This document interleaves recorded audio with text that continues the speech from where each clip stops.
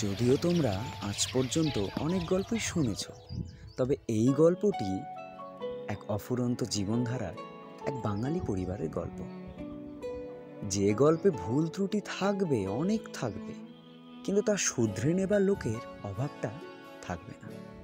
ঝগড়াঝাটি হলেও কাছাকাছি আসার ইচ্ছে হবে। রান্নাঘর থেকে ব্যবসা বাণিজ্য সব বিষয়ে আলোচনা হবে, তর্ক হবে। শুধু মৌখিক কথা দিলে হবে না, কথা রাখতে হবে।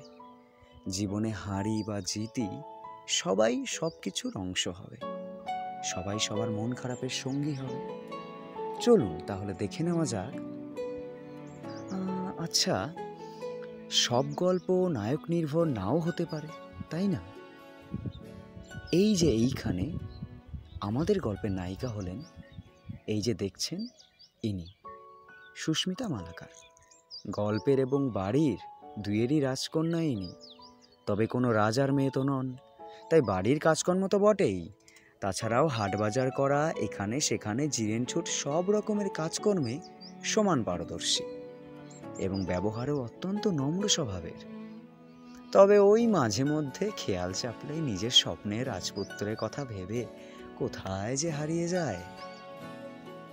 যাই হোক, এত সবের মধ্যেও এখন একটু নাচ গানে মন পড়েছে এনার।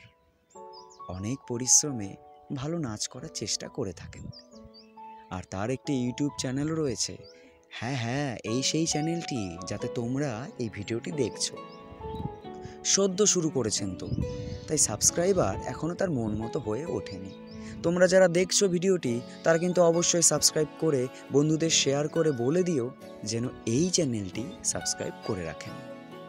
এই দেখেছো, আমিও কোথায় হারিয়ে গিয়েছি, সঙ্গ দোষেই আর কি। আর এই যে ইনি হলেন মৌমিতা মালাকার, দিদির একেবারে ডান হাত। সাগরেদ বললেও ভুল বলা হয় না। কঠিন জটিল সব কাজে আর দুষ্টু বুদ্ধিতেও দুজনের বুদ্ধি ছাড়া অসম্ভব। দুজন দুজনকে ছেড়ে এক মুহূর্ত থাকতে পারে না। তবে ইনি কিন্তু নৃত্যশিল্পী বিশেষ, বেশ ভালো নাচ করেন, আর এনার চেষ্টাতেই টেনে হিচড়ে দিদির নাচের উন্নতি ক্রমেই হয়ে চলেছে। তাছাড়া পড়াশোনাতেও ভীষণ মনোযোগী, কিন্তু কুটোটিও নাড়বেন না, শুধু পরীক্ষায় টপ করার চিন্তায় মশগুল। এই হলেন আমাদের সব্বার ছোট্ট আদরের লিটল প্রিন্সেস। যেমন কিউট তেমনি দুষ্টু, সবার সব কাজে বিরক্ত করা, ঝামেলা পাকানো ছাড়া তার আর বিশেষ কোনো কাজই নেই। আর এই যে এই মানুষটিকে দেখছেন, ইনি এই পরিবারের কর্তামশাই, শ্রী রবীন মালাকার। একজন ব্যবসায়ী, তা দিয়েই সংসার চালান। একজন প্রসিদ্ধ ব্যবসায়ী হলেও একেবারেই মাটির মানুষ। নিজের গ্রামকে খুবই ভালোবাসেন, আর গ্রামে থাকতেও তেমনি। তাই সুযোগ থাকা সত্ত্বেও কখনো শহরে উঠে গিয়ে বসবাস করার কথা ভাবেননি বা চেষ্টাও করেননি। তার নিজের কথায়, এত বছর যখন জন্মভিটে ছেড়ে যায়নি, বাকি জীবনটাও এখানেই কাটাতে চাই। এছাড়া সংসারের শখ, আহ্লাদ, ফুর্তি, আনন্দ এসবের জন্য আর সেসব হয়েই ওঠেনি। আর এতে তিনি বেশ ভালো এবং সুখেই আছেন।